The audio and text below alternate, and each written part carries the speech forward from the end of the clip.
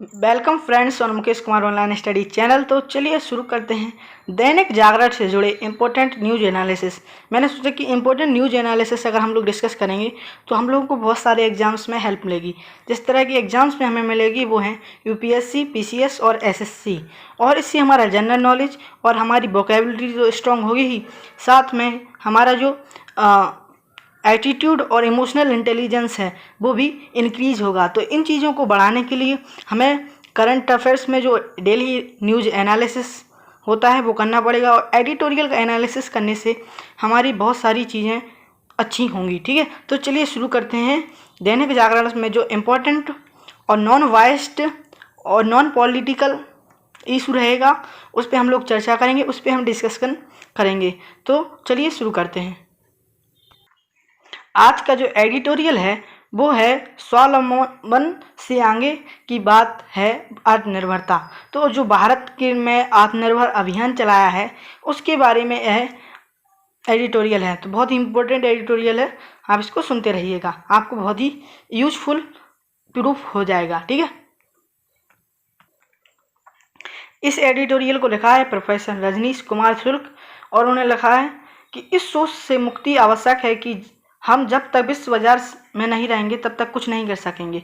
क्योंकि एक सोच बन गई है कि हमें विश्व बाजार में रहना ज़रूरी है, हमें विश्व से चीज़ें आयातित करना ज़रूरी है, बहुत सारी चीज़ें आयातित करना ज़रूरी है। लेकिन बहुत सारी प्रॉब्लम्स आज के समय में कोरोना पैंडेमिक में हमें देखने को मिल रही हैं। उससे जुड़ी प्रॉब्लम्स इसलिए ही हो रही हैं क्योंकि हम विश्व बाजार और वैश्वीकरण के अंग बन चुके हैं। तो यहाँ पर बात की जा रही है स्वावलंबन की बारे में। तो स्वावलंबन से आगे की बात है आत्मनिर्भर। तो जो हमारे गांधी जी कहते थे हर बार भारत को स्वावलंबन बनाने की, इसका मतलब क्या होता है? तो स्वावलंबन का मतलब होता है कि खुद की नियम अनुसार चलना, खुद का दिमाग लगा के आगे बढ़ना, ना कि किसी और के पीछे पीछे भागना या किसी भीड़ चाल में भागना। तो उसकी बात करते थे गांधी जी। और जब हम बात करेंगे आत्मनिर्भरता की, तो आत्मनिर्भरता क्या होती है उसके बारे में हम देखेंगे। तो आत्मनिर्भरता है जिसमें भारत स्वयं पर आत्मनिर्भर हो जाए वस्तु और सेवा के क्षेत्र में। ठीक है, यहाँ पे अगर इकोनॉमिक्स टर्म में बोलें तो वस्तु और सेवा के क्षेत्र में भारत आत्मनिर्भर हो जाए, और भी चीज़ों में आत्मनिर्भर हो, लेकिन ज़्यादातर यहाँ पे व्यापार की बात होती है। तो उसके बारे में चीज़ देखेंगे। तो चलिए जूम करके हम लोग एडिटोरियल पढ़ना शुरू करते हैं। तो चलिए शुरू करते हैं। आत्मनिर्भर भारत के निर्णय का आह्वान इसलिए तात्पर्यपूर्ण है क्योंकि उसमें यह स्वप्न अंतर्निहित है। देश किसी भी अपनी ज़रूरत के लिए पर मुखापेक्षी ना रहे। इसका मतलब क्या है?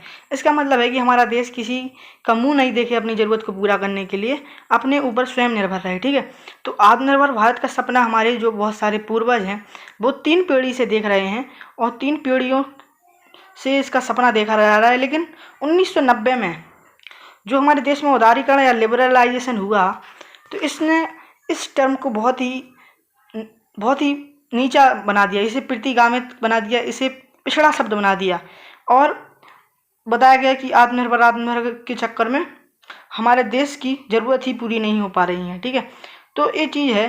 लेकिन क्या इस तरह से सॉल्यूशन मिला है? क्या जो हमारा वैश्वीकरण हुआ उससे सॉल्यूशन मिला है? नहीं मिला है। ठीक है, तो जो मुक्त बाजार, विश्व बाजार की अवधारणा रखी गई थी, मुक्त बाजार की अवधारणा रखी गई थी, उसके दुष्परिणाम हमारे सामने आ गए हैं। ठीक है, तो वो दुष्परिणाम हमारे सामने में आ गए हैं, तो उसको हम देखेंगे। तो जो प्रधानमंत्री ने इस समय पे कहा है कि हम लोग कोरोना के समय में भारत एक चुनौती को अवसर में बदलेगा, तो जिसमें आत्मनिर्भर भारत अभियान चलाया गया है। तो क्या ऐसा पहले आत्मनिर्भरता का कोई उदाहरण हमारे पास्ट में मिलता है? तो उस बारे में चर्चा की जा रही है यहाँ पे आर्टिकल में। तो चर्चा की जा रही है, कहा जा रहा है कि जो 1965 में जो युद्ध हुआ था, हमारा भारत पाकिस्तान युद्ध हुआ था, तो हम लोगों को अमेरिका ने गेहूं देने से मना कर दिया था। ठीक है, तो हम खाद्यान्न के क्षेत्र में आत्मनिर्भर नहीं थे तो अब जब हम खाद्यान्न के क्षेत्र में आत्मनिर्भर नहीं थे तो हम लोगों ने एक मुहिम छेड़ी कि अब हमारा देश खाद्यान्न के क्षेत्र में भी आत्मनिर्भर बनेगा। ठीक है, तो हम लोगों ने अनाज खरीद कर लोगों को पेट भरने वाले राष्ट्र से अनाज उगा कर खाने वाले राष्ट्र में तब्दील करने की कोशिश की। तो उस समय जो लाल बहादुर शास्त्री थे उन्होंने नेतृत्व किया और जय जवान और जय किसान का नारा दिया। ठीक है, तो इस तरह के नारे से ऊर्जावान हो गया देश, और हम लोगों ने बहुत सारी वैज्ञानिक तकनीकों के साथ लड़ाई की और अच्छे अच्छे बीजों का इस्तेमाल किया और हम लोगों ने गेहूं के क्षेत्र में क्रांति ला दी। और उनने कहा था, लाल बहादुर शास्त्री ने, कि हम एक वक्त कम खाएंगे लेकिन हम लोग अपना देश में खुद का अनाज खाएंगे, दूसरे का अनाज नहीं खाएंगे। ठीक है, तो ये चीज़ें कही थी जो कि एक आप सेंटेंस में या फिर उसमें लिख सकते हैं, निबंध में जब आप लिखते हैं। तो आत्मनिर्भर वैज्ञानिक कैसे बने?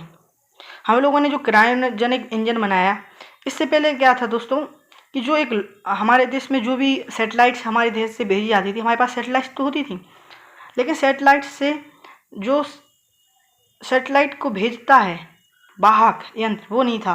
तो हमने धीरे धीरे SLV, PSLV और GSLV जैसे इंजन्स बनाए। ठीक है, अब तो हम GSLV Mark 3 की ओर बढ़ गए हैं, जो कि बहुत ज़्यादा वेट ले जा सकता है। और अब हम आत्मनिर्भर ही नहीं हैं, बल्कि दूसरों को हम अपने ऊपर निर्भर कर लिया है हम लोगों ने। और दूसरे राष्ट्र भी अब हमसे कहते हैं कि आप हमारा सैटेलाइट भेज दीजिए, और मंगल पर दुनिया का सबसे सस्ता यान भेजने वाले राष्ट्र भी हम ही बने हैं।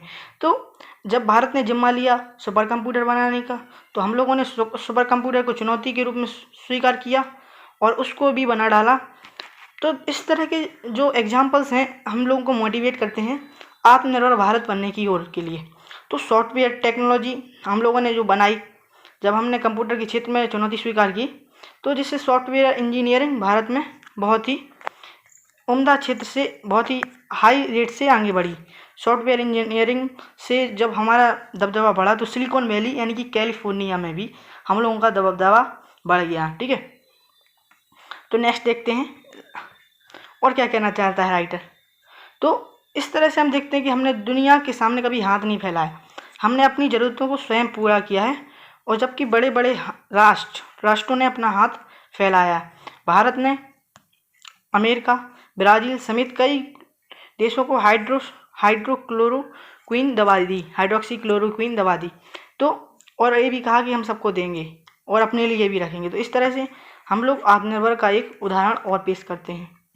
नेक्स्ट देखते हैं, आत्मनिर्भर किन क्षेत्रों में और कैसी होनी चाहिए आत्मनिर्भरता। तो इस चीज़ को भारत ने बताया है कैसे होना चाहिए। भारत ने एक एग्जाम्पल और भी दिखाया है कि दुनिया में एक चीज़ और दिखी है कि कोई भी क्षेत्र पैसों के क्षेत्र में आत्मनिर्भर या पैसों से अमीर होने की वजह से आत्मनिर्भर नहीं हो जाता। उसमें वहाँ के व्यक्तियों की जो सेवा है और वस्तुओं की ज़रूरतें हैं वो पूरा करने की शक्ति हो। जैसे कि अमेरिका एक बहुत बड़ा देश है, लेकिन अभी हाल ही में कोरोना पैंडेमिक की वजह से अमेरिका में मास्क की और प्रोडक्टिव किट की बहुत ही कमी आ गई। तो उसने किसके साथ, चीन के सामने हाथ फैलाया। और जब चीन के साथ हम हाथ फैलाए तो अमेरिका की ताकत उसको घुटने झुकाने पड़े कुल मिलाकर। तो ताकतवर देश होने के बावजूद भी उनको हार माननी पड़ी। तो हमें ऐसा नहीं चाहिए, हमारे यहाँ वस्तु और सेवाओं की पूरी चीज़ें मिले, और चीन से उसे खराब सामान भी मिला तो वस्तुओं सेवा की पूरी चीज़ें मिले हमारे यहाँ। इस तरह से हमें आत्मनिर्भर होना है। आत्मनिर्भर होना स्वावलंबी होना और स्वावलंबन के आधार पर अपने राष्ट्रीय स्वाभिमान को जिंदा रखना अलग बात है।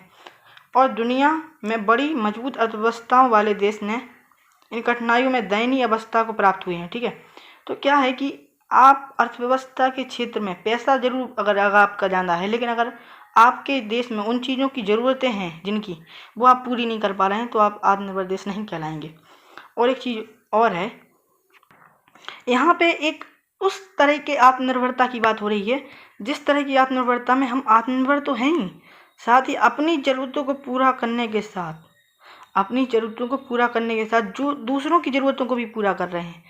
और इस तरह से स्वावलंबन जो था कि हम खुद को रास्ता दिखा रहे हैं, खुद के रास्ते पर चलें, अब हमारे रास्ते पर दूसरे लोग चल रहे हैं। इस तरह की यहाँ पे आत्मनिर्भरता की इस तरह की पीक पॉइंट की बात की जा रही है। तो बात और हो रही है थोड़ी कोरोना के समय वाली। तो लिखा है, कोरोना कालखंड में हमसे तमाम तरह की टेस्टिंग किट का विकास किया है हमने। किस तरह से कोरोना में हमने लड़ाई की है वो आत्मनिर्भरता के क्षेत्र में, इसमें हमने आत्मनिर्भरता पाई है। पुणे से लेकर काशी तक के विश्वविद्यालय और अनुसंधान संस्थाओं के वैज्ञानिकों ने अपनी प्रयोगशाला में से विकसित किया है। तो किस तरह से यहाँ पे टेस्टिंग किट भारत में पहले बिल्कुल भी नहीं बनती थी और अब बहुत ज़्यादा मास प्रोडक्शन हमारे यहाँ होने लगा। तो ऐसा नहीं है कि हम कुछ चाहें तो कर नहीं सकते, हम जो चाहें वो कर सकते हैं, ठीक है।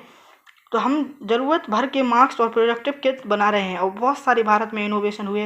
हाल ही में महाराष्ट्र में कोरो रोबोट बनाया गया और बहुत सारी टेस्टिंग किट्स बनाई गई, लोगों ने खुद घर पर मास्क बनाए। तो इस तरह की आत्मनिर्भरता की बात हमारे यहाँ हो रही है, ठीक है। आत्मनिर्भरता का तात्पर्य यहाँ पे किन चीज़ों से है, तो यहाँ पे हम देखेंगे आत्मनिर्भरता का तात्पर्य स्वाभिमान से है और आत्मरक्षा से। यहाँ पे अमेरिका ने अपनी स्वाभिमान को तो गिरा ही दिया और आत्मरक्षा भी ढंग से नहीं कर पाया, ठीक है, क्योंकि बहुत लोग यहाँ पे मारे गए। हम परावलंबी नहीं होंगे, मतलब किसी और पर निर्भर नहीं होंगे, हम अपनी रक्षा करेंगे और जीवन को बेहतर बनाएंगे, दूसरे के जीवन को भी बेहतर बनाने की यहाँ पे बात की जा रही है। तो जब हम दूसरों को भी बेहतर बनाएंगे तो भारत का जो विश्व गुरु बनने का सपना है वो पूरा हो जाएगा और यह क्षमता भारत के पास ही होगी। इस प्रकार की क्षमता वाले युवा इस देश के पास हैं। शायद प्रधानमंत्री उन्हीं को देखकर यह विश्वास जगाते हैं और अंतिम आदमी तक विकास पहुंचाने वाला आदर्श आर्थिक नियोजन संभव बनाते हैं या संभव बनाने की बात कहते हैं। तो ये राइटर कह रहा है कि जो प्रधानमंत्री हैं वो जो गांधी जी की बात रखते हैं कि अंतिम व्यक्ति जो लाइन में खड़ा है उसको तक विकास पहुंच जाए, तो उसके लिए वो प्रयास की बात करें, क्योंकि हमारे पास बहुत ज़्यादा युवा है, तो उस युवा की मदद से हम बहुत ज़्यादा आत्मनिर्भर बन सकते हैं और आर्थिक क्षेत्र में तो हम अच्छी खासी प्रगति कर ही सकते हैं, साथ ही अपने देश की वस्तु और सेवा को खुद ही पूरा कर सकते हैं, साथ ही दूसरे देशों के लिए वस्तु और सेवा का सृजन कर सकते हैं। तो अविश्वास का जो वातावरण समाज में निर्माण हुआ है कि हम विश्व बाजार में नहीं रहेंगे तब तक हम कुछ नहीं कर सकते, हमें उससे मुक्ति आवश्यक है, क्योंकि जो आत्मनिर्भरता है वो जब ही आएगी जब हम खुद पर खड़े होंगे, खुद के बल पर खड़े होंगे। क्योंकि अभी हमने देखा किस तरह से जब हम दूसरों के ऊपर निर्भर रहते हैं तो अमेरिका का क्या हुआ और अन्य देशों का क्या हुआ। अगर हमारे पास उतना खाद्यान्न ना हो, उतनी टेस्टिंग किट ना हो, उतनी ज़्यादा साइंटिफिक मटेरियल ना हो, बेड ना हो, डॉक्टर्स ना हो, तो हम किस तरह से कहीं भी मात खा सकते हैं। तो इस तरह की बात यहाँ पे की जा रही है। तो अब हमें मुक्त बाजार के चक्कर में हमेशा नहीं रहना है, कुछ अपना भी कार्य करना है, ये राइटर की सोच बताती है, ठीक है। तो एक बात और यहाँ पे की जा रही है कि हम अपने जो भारतवर्ष है उसमें हर व्यक्ति को ऐसा बना दें, ऐसा कर दें कि वो अपनी ज़रूरतों को पूरा करने के लिए पूरा कर सके आराम से, और हर चीज़ की क्रय शक्ति उस हिसाब से हो कि हम वो हर चीज़ को खरीद सके। इस तरह का समाज यहाँ पे बनाने की बात की रही है, ठीक है। तो इसके लिए हमें श्रम के आधार पर काम करना होगा, हमारे श्रम जो है उसको पूरा बढ़ाना होगा, क्योंकि जब श्रम बढ़ेगा लोगों को रोजगार मिलेगा, उसी तरीके से उसकी क्रय शक्ति बढ़ सकती है और यहाँ चीज़ों का प्रोडक्शन भी बढ़ेगा जब श्रम मिलेगा। क्योंकि हमने एक चीज़ देखा, जो उदारवाद और पूंजीवाद का क्षेत्र था उसमें सिर्फ क्या देखा गया, नेट प्रॉफिट देखा वहाँ पे लोगों ने, और सिर्फ प्रॉफिट शुद्ध लाभ की बात की गई, ठीक है। जो नेट प्रॉफिट था उसमें क्या था कि इसके अंतर्गत ये चीज़ देखी गई कि लोगों को सिर्फ लाभ हो, सिर्फ पूंजीवाद बढ़े, उन्हें श्रमिक से और मजदूरों से और वहाँ के उनके परिवारों से कोई संपर्क नहीं था। लेकिन अब ऐसा नहीं है, जब पूरी नेट प्रॉफिट से आगे चलकर हम लोग बात करेंगे आत्मनिर्भर की, तो यहाँ पे मानवता के मूल्य ज़्यादा प्रगाढ़ होंगे, सांस्कृतिक मूल्यों को ज़्यादा आगे ले जाएगा, ठीक है। तो एक चीज़ और देखते हैं कि ऐसा क्यों हुआ। ऐसा इसलिए हुआ क्योंकि जो मजदूर रोड पे सड़क पे निकले, इनको देखकर लोगों में एक समझदारी बढ़ी कि किस तरह से हमारा देश अभी निर्भर नहीं है, किस तरह से हमारे क्षेत्र में एक चीज़ देखी गई कि जो क्षेत्र हैं उसमें भी विभिन्नता है कि कहीं पर मजदूर ज़्यादा जा रहे हैं और कहीं पर रोज़गार कम है। तो जहाँ कम रोज़गार है उस क्षेत्र को भी रोज़गार दिया जाए, और जहाँ ज़्यादा रोज़गार है वहाँ पे श्रमिक वहीं से निकले, मतलब।